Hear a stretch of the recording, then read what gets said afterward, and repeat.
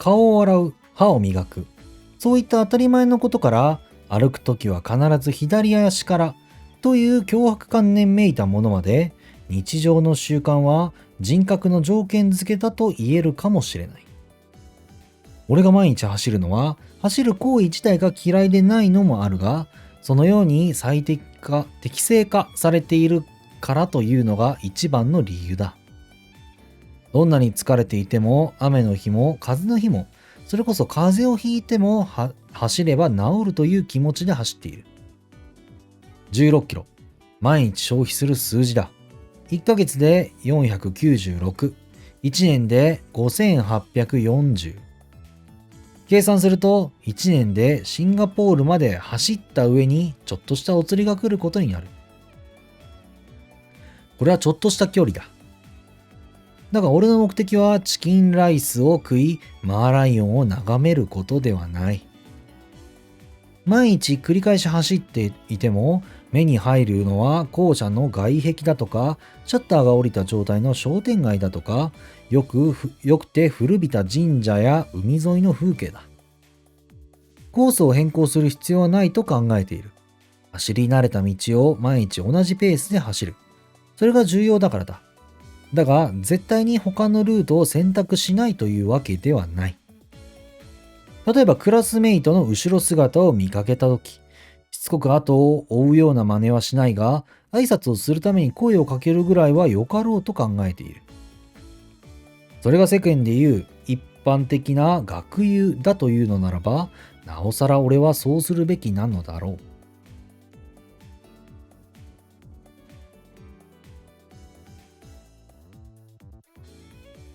松島みちるの姿を見かけたのは日課のマラソンで学園の外周を走っている時だった。まず最初に学園を3周してから駅に向かって走り出すのが俺のプランだが、その際に所在なさげなみちるを見つけた。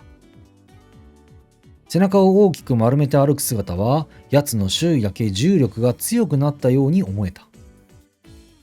いささか不審には感じたが、まだ時間も早いこともあり、このプライバシーを尊重して声をかけることはしなかった。商店街を駆け抜けながら、みちるがなぜ早朝から学園の外へ出て行ったのかを考える。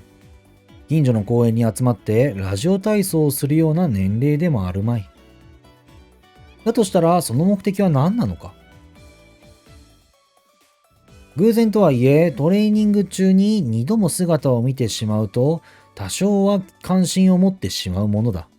もし進行方向が同じだとしたら、なおさらそうなっても仕方ない。海岸線を走りながら、俺はあの金髪の小さな背中を見つけた。このままの速度で走り続ければすぐに追いつくだろう。追い越しの際に軽く挨拶でもしてやればいい。しかしみちるは俺のコースとは違う道を選んだ。なるほど。それならばあえて追いかけるような真似はしないでおこう。普段通り16の数字を消費した俺はシャワーを浴びるために寮に戻ることにする。しかし遠方から見たみちるの後ろ姿にいつもと違う印象を受けたことが妙に引っかかった。クラスメイトでもあることだ。多少は気にかけてみるか。俺はそう独りごちてタオルで首筋の汗を拭きながらみちるの向かった場所へと戻った。海の近くの家に住みたいというやつの気が知れない。潮風は錆を呼び、湿気で洗濯物も乾きにくい。海沿いの街なる響きに憧れを感じるなら、今すぐ考えを改めた方がいい。住めば都だと強く思わなければ、夏の夜の無軌道な若者たちによる海岸でのランチキ騒ぎや、深夜に及ぶ花火が快適なわけがあるまい。さて、おそらく奴はこの方向に進んだはずだが、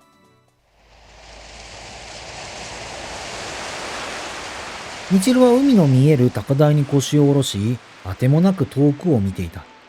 ゆっくりと近づいていっても気づく様子もない。意識的に気配を感じさせるように歩いているというのに、この女の無用心さが思い知らされる。その姿はまるでランドリーボックスの中に置き忘れられた洗濯物だ。いつものミチルからは想像もできない、随分とくたびれているじゃないか。はあ。波の音が遠くから聞こえる。今日は日差しも柔らかくて過ごしやすい気候だ。ロケーションは悪くないが、早朝のピクニックにしてはランチボックスを忘れている上に、何しろひどく浮かばれない顔をしている。ミチルよ。こんな場所で何をしているのか、答えを知るには本人に聞くのが一番だ。しかし声をかけても全く反応がない。どうした？ゴミ収集車に拾われるのを待っているのか？それなら粗大ゴミ用のステッカーの所定の位置に貼っておけ。それなら粗大ゴミ用のステッカーを所定の位置に貼っておけ。さもなくばそのインチキな金髪は回収されんぞ。普段であれば憤慨してムキーだとかキモーと意味不明な鳴き声を発するところだが、今日に限っては無反応である。一体彼女に何が起こったのか。俺は近頃のミチルの言動を迅速に脳で分析する。さて、どういうことだ？ほどなくしてほぼ間違いではないのかと思える一つの仮説にたどり着いた。そうか、そういうことか。なぜ俺はそんなことに気づかなかったんだ。くそ、失策だ。俺はようやく全てを理解した。松島みちるその人体にどんな悲劇が起こっているのかを。みちるよ、赤痢が悪化したんだな。そうならそう言えばいいものを、なぜ黙っているのだ。ではまず便を確認する。さあ、これ出せ。さあ。何？ちょっと！視線を向けるために肩を組むと、そこでようやくみちるが反応した。座ったまま気絶しているのかとも考えたが、どうやら取り越し苦労だったようだ。なんでユージがここにいるの？いい質問だ。なぜ俺がここにいるのか、お前にわかるか？わからないから聞いてるんだけど。道浦は俺の存在を認識したようだが、やはり普段の突っぱねた態度ではなかった。鎧を脱いだ騎士のように無防備な上に自分が裸であることに気づいていない。だろうな。なぜ俺がここにいるか。それはここに来たからここにいるんだ。理解できるか？ここに来なければ現在位置はここではない。それはそうだけど、そういうことじゃなくて。そんなことはどうでもいい。第一に便を提出しろ。何を言ってるの？黙れ。汚染された食物を摂取したのは貴様だろう。クラスメイトの善意から俺が検便してやると言ってるんだ。迅速にこの場で排出せよ。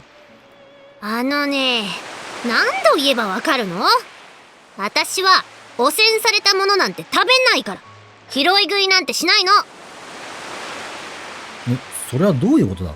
俺の認識は間違っているとでも？一応聞いておくけど、ユージの中で私ってどんな認識？山でカラフルなキノコを目の前にしたら、やだ何これ超可愛いんですけど、これ超ぐらいで、そのキノコを口いっぱいに頬張って即死する感じだな。そんなことするわけないでしょ。何？私ってそんなイメージなの？逆に聞くが、自分はどんなイメージを周囲の人間に与えていると考えているんだ。それは、いつも元気に青い鳥を探して走り回ってるツンデレミチルタン。私は本当は青い鳥を見つけたいわけじゃないんだからねって感じかしらね。見つけたくないのなら、なぜ走り回る？例えでしょ。今のはミチルのごく一部なのよ。わかる？そこはあんま言わなくていいのよ。でも何が言いたいのか汲み取ってやることができずにすまない。うるさいわね。とにかくいつも元気な私なのよ。確かにたった今までの印象は本人の言う通り、いつも快活なバカ娘であった。しかし今日に限ってはその勢いがなく、ツンデレも影を潜めている。女が普段と違う様子の場合は、生理を疑うのが一番早い。しかし、こやつとて年派もいかぬ女だ。あまりにもデリカシーのない尋ね方では返事もしにくいだろう。俺は声を潜め、手招きをする。みちるよ。何生理か？違うわよ。普通そういうこと耳元で小声で聞かないでしょ。大声よりは紳士的だと思ったんだが、語弊があったようだな。大きな声でも小さな声でも、普通は女の子にそんなこと言わないでしょ。だが、聞かなければわからないだろうが。では、鉄分が足りてないのではないか？鉄分不足は貧血だけでなく、風邪にも関係してくるからな。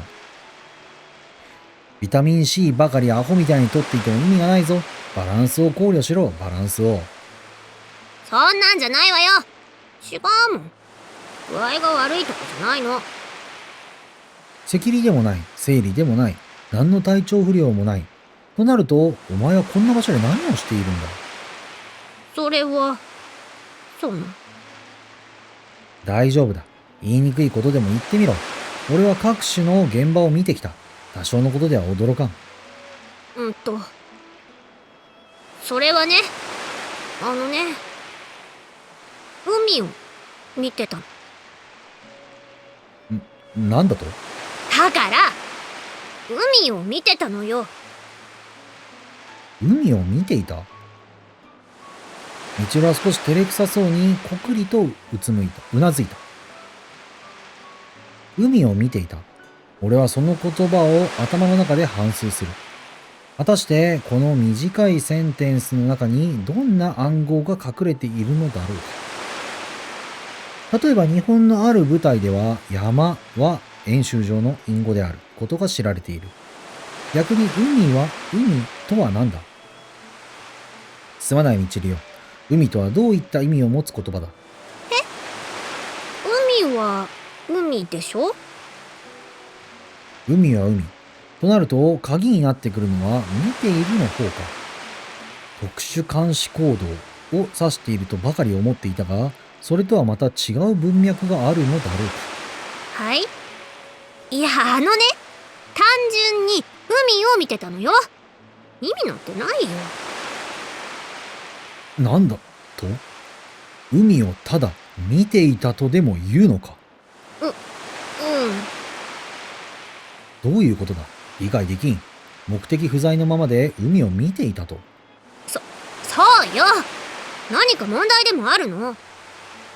あるだろう。まずどこが問題かお前が把握していないことが一番の問題だ。いいか？時間は無限ではない。有限だ。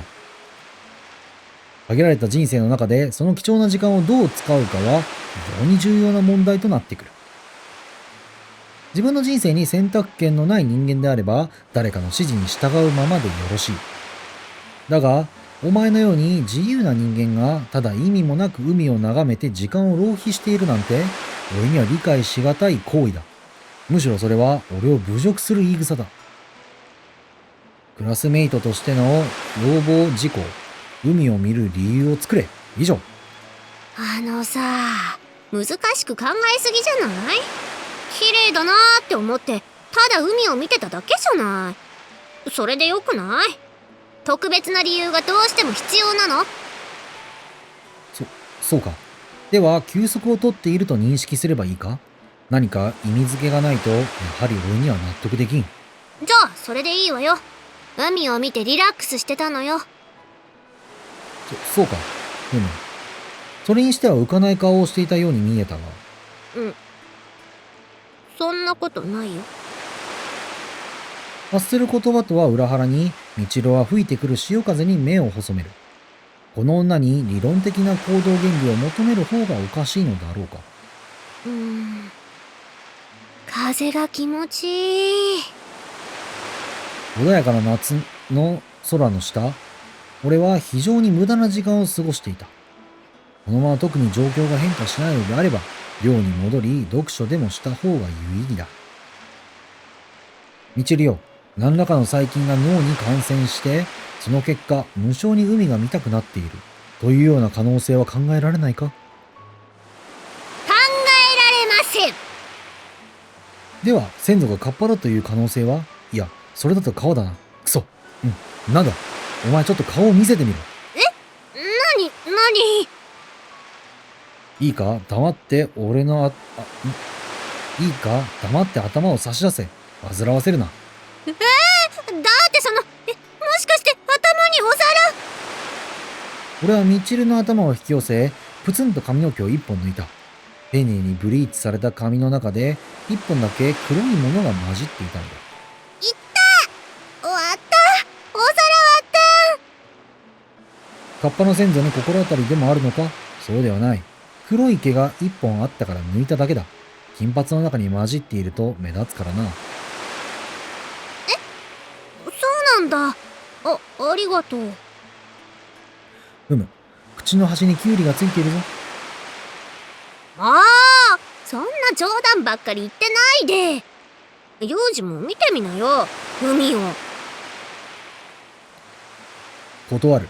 昨日見た光景よりも明らかな変化があるなら構わんが、基本的にいつ見ても同じだ。わざわざ見てやる理由が海にはない。いいから見てみなよ。ほら。仕方なく俺は海を見るが、予想通り昨日見た景色と何も変わらなかった。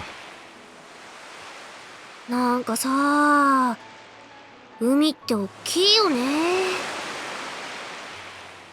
いつもと変わらない海を見ながら、いつもと違うトーンでみちるが言う。そうだな。地球における海洋面積は約7割だ。広いと感じるのは当然のことだ。そんな風に言うと思ったんだ。面白いね。当然のことを言っただけなのに、何かがおかしいのかみちるは少し笑った。それからすぐに真面目な調子に戻って続ける。私、こう思うんだ。この海に比べたら、人間ってちっぽけな存在だよね。この大きな海を見てると、私の悩みなんてちっ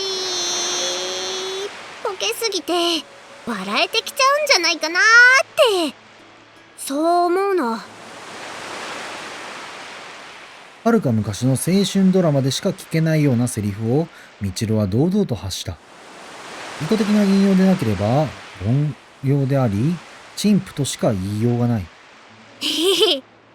今私結構いいこと言ったんじゃね？挙句その稚拙な表現を恥じることもないようだ。どんな思考回路なのか一回頭の中を覗いてみたくなる。おそらくもうネジは外れているはずだ。すぐに蓋は開くだろう。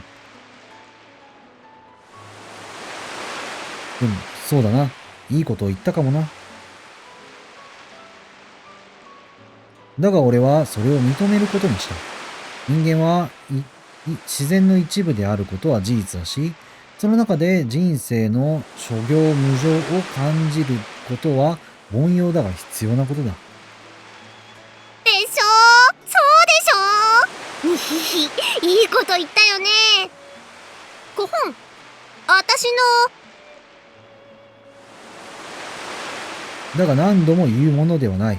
一度でいい。海を、何よもう、言わせてよね。私の悩みなんてちっぽけなものよね。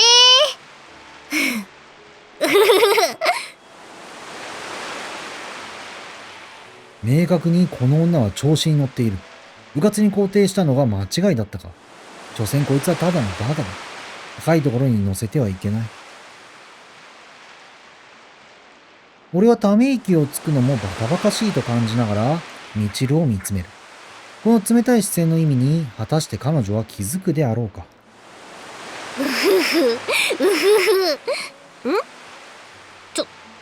ちょっと、何見てるの？何？いや、なんでもない。なんでもないのに見るとか意味わかああおう、少しは脳にシワが刻まれていると見える。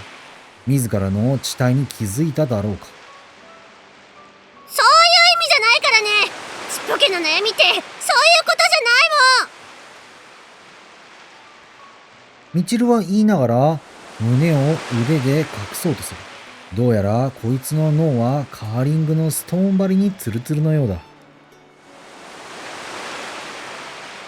貴様の見応えのない胸など興味はない。何よ、見てたじゃない。エッチい目で見てたでしょ。それに私別にお胸ちっぽけじゃないもん。あるもん。あるというのは甘根のように胸のことを言う。あるというのは甘根のような胸のことを言うんだ。それに比べたらお前は圧倒的に残念な成長しか遂げていない。ちょっとなんだよ。残念じゃないよ。全然残念じゃないもん。マキナの方があれだもん。あいつは別枠だろう。逆に尋ねるが、マキナに勝って嬉しいか？嬉しくなちょっと嬉しい。おそらくマキラの平らな胸を思い出して自分と比較したのだろう。唇の隅がにっと上がった。なんという低レベルな女だ。プライドというものがないのか。フランス人に箸さばきで勝負を申し込むような真似をして。うっちゃうね。私お胸大きいもん。大きいんだってば。大きいって言いなさいよね。大きい。みちる様のお胸はとっても大きいですって言いなさいよ。みちる様の胸はとっても大きいです。なんかムカつく。どうやら元気が出てきたようだな。だから最初から元気だって言ってるでしょ。私はいつも私なの。どこからがやってきたのか、いつかの黒猫だった。ゴロゴロと喉を鳴らし、大いにみちるに愛想を振りまいている。なるほど。青い鳥ではなく黒い猫を求めてこんな場所まで来たというわけか。そういうわけじゃないんだからね。たまたまですよ。っていうかこの猫初めて見るな。へえ、こんなところに猫がいるとはね。奇遇だなにゃ。奇遇。その猫の名前何と言ったかな。確か名前なんてないんじゃない？知らないな。そうだ、ロンメルだ。猫にゃです。やめてよね、そんな変な名前でこの子のこと呼ぶの。あ、ほらね、この前学校にいた猫じゃないか。お前の猫なのか？だから違います。こんな猫知らないもん。ロンメルを知らないと。だから猫にゃだって言ってるで。知らんな。何か落ちたぞ。拾ってやろう。いや、いいです。拾わんといて。牛乳パックか。お前にしては珍しいな。私が牛乳大好きなの知らなかった？確かにみんなの前では一度も飲んだことないけど、大好きでいつも飲んでるのよ。みんなの前では一瞬たりともそんな素振り見せたことはないけどね。そうか、それはよかったな。万が一猫に牛乳やろうとしているとしたらやめようと思ったんだよ。なんで？だがお前が飲むのだとしたら何の問題もない。だから飲め。これは私のだから問題ないのよね。でもなんで？ねえ、教えなさいよね。猫に牛乳というのは腹を下す可能性があるから与えるべきではない。ペット用に調整された製品を使うか、それでどうしてもそれを与えたいというのであれば水で薄めるんだな。別にどうしても与えたいわけじゃないもん。みちるはそう言いながら周囲をキョロキョロと見ている。どうした？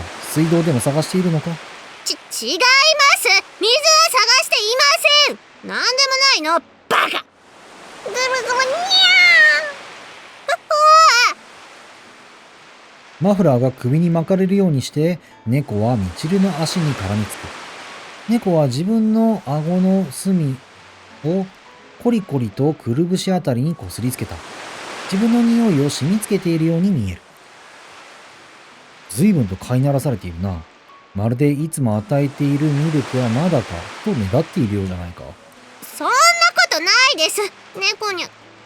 この、どこの馬の骨とも知らぬ猫。つまり、馬猫は懐いてきてません。だがロンメルは。だから、猫にゃ。いや、馬です、この猫。馬ではないな。猫だね。そんなの分かってるわよ。もう。お目当ての牛乳を諦めたのか、猫はみちるの足元で丸まるようにして足を折り、すぐ目を閉じて眠り始めてしまった。一度や二度の餌付けでここまで懐くまい。うるさいわね。別に頻繁に通って餌付けなんてしてないんだからね。これは赤の他人の猫の馬なのよ。つまり赤い馬なの。だから最終的には関戸場ってことなの。少し落ち着いたらどうだ？お前は混乱すると意味不明な言葉が多くなる。じゃあ馬を撫でて落ち着きます。撫で撫で。無防備に眠っている猫の喉をみちるは指先で撫でた。そうされた猫は気持ちよさそうにひげを揺らし、ピンク色の肉球をペロペロと何度か舐めた。リラックスが過ぎてこのまま溶けてしまうのではないかという猫を見ていたら、自分も少し肩の力を抜きたくなってきた。気を抜いて油断するのも良くないが、いつも気張ってばかりはさらに問題だ。俺は周囲を確認してから少し休むことにした。よし、俺も一つ横になるかな。みちるの足元に寝転がると、彼女は中を覗かれるのではないかと慌ててスカートを手で押さえた。バカモン、そんな下心はない。余計な心配をするな。下心がなくても見えたら困るでしょう。ただの布だろうが、そんなに気にするな。足元で寝ている猫を起こさないよう配慮することにより、みちるは大きく動けないようだ。どっちにしろ、本当に俺は下心などない。ただ短い時間でいいから何も考えずに寝そべりたかっただけだ。いいから、あんまりこっち見ないでよね。こんな風に空を見たのは久しぶりかもしれない。俺は目的がある時しか地面を這わないし、空も見上げない。だが、みちるの言う通り、なんとなく眺めてみるのも悪くはない。子供の頃に見上げた時と空は全く変わっていなかった。成長すれば少しは雲に近づけるかと思っていたが、無論不可能だ。たった1メートルやそこらの視線の変化でどうにかなる問題ではない。俺の指先は永遠に雲には届かない。これでは何もつかめない。鎖で両足を地面につながれているようなものだ。なるほど。悪くない景色かもしれんな。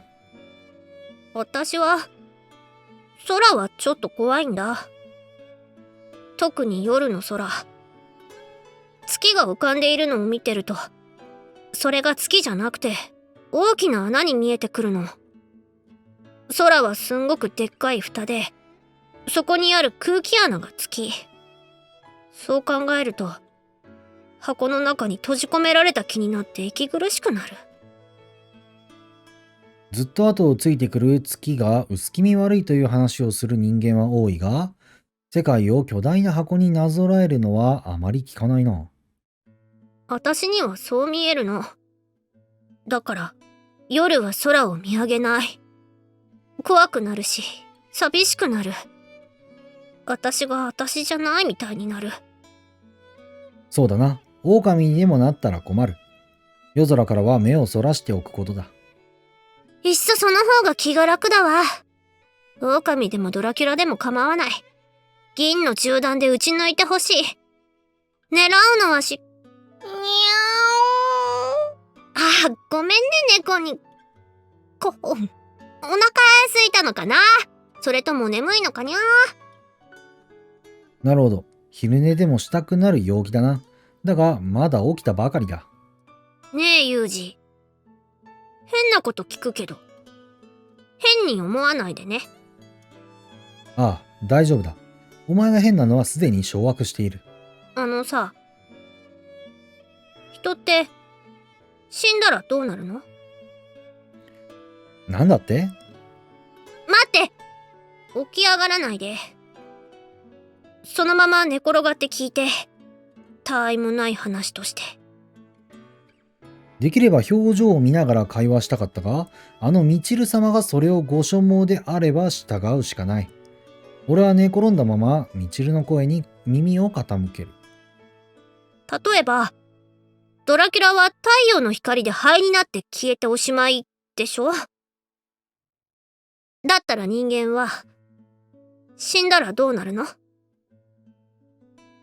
それは宗教や観念的な話か？道徳的な生き方を求める上での。そういうんじゃない。もっと普通に死んだらどうなっちゃうの？そうだな。俺はまだ死んだことがないからわからないが、おそらく何もない。何もないってどういう状態？無ってこと？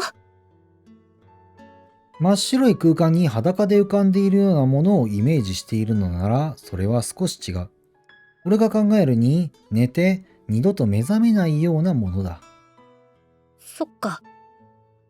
眠って起きないのか。周囲は葬儀やら何やらで忙しいが、本人は陽気なものだな。無論、息を引き取る状況によって様々な感情がついてくるだろうが、寝て起きないと考えておけば間違いないだろう。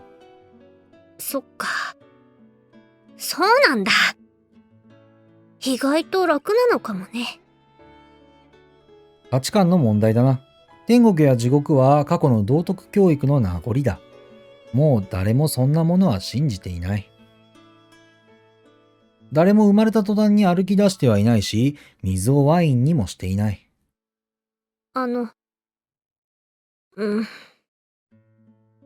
みちるは何かを言いかけて途中でやめた。それからしばらくしてまた話し出したが、言いかけてやめた言葉の続きなのか、全く別の話題なのかは俺にはわからなかった。もし私が死んだら、ここに埋めてほしい。そんな予定があるのか？ないよ。ないけど、もしもの話。だって、ここは景色がすごく綺麗じゃない？ここから世界中が見渡せそうだもん。こんな場所で眠れるんだったら幸せ。生きているうちから死んだ後の話をするのには感心しないな。そう固いこと言わないの。ねえ、その大役をユージに任せてあげる。ここにお墓作って。墓というのは好き勝手に作れるものじゃない。それを分かっているのか、そもそも。いいの。細かいことはいいからそうしなさい。みちるの声に驚いた猫は一瞬で目を覚まし、バネが飛ぶようにどこかへ走り去ってしまった。俺はゆっくりと状態を起こし、服についた草を払う。まったく、あんたにはマロンがないのよ、マロンが。栗か？栗の話なんてしてないでしょ。何よ、ふざけてんの？猫にゃんも逃げちゃったし。まあ、栗とか言うからお腹空いちゃったじゃない。さあ、それじゃあ朝ごはんでも食べに行くわよ。そこのあんた、私が一緒に食べてあげてもいいわよ。そう話すみちるはいつもと変わらぬ表情をしていた。先ほどまでの会話などを覚えてないかのようにあっけらかんとしている。そこのお前、豆でいいなら分けてやってもいいが。豆？相変わらず貧相な食生活してるわね。お前こそ添加物がたっぷりまぶされた弁当を満足そうに食べてる。さいわね。それじゃあ今からどっちが先に学校戻るか競争、負けたらジュースとかおごれるよいだ。我がクラスメイトの少女は唐突に死の話をした。人生というのは死と常に隣り合わせで、それを肌で感じられているか否かの違いでしかない。昨日まで健康そうだった男が翌朝には目覚めないという話は珍しくない。死んだら後悔することもできない。そう考えると、みちるが言った言葉には多少の意義があるのかもしれない。だが、俺は死んでもいないのに、墓の話をするやつは好きになれない。立派な墓石を買い、それを磨き、ローンを支払うような生き方はごめんだ。それは正しいか正しくないかの問題ではない。単なる趣味の話だ。早く少し離れた場所からみちるが呼ぶ。あれぐらいの距離ならすぐに追いつけるというのに、のんきなやつだ。俺はみちるにどんな飲み物を買わせようか考えながらゆっくりと歩き出した。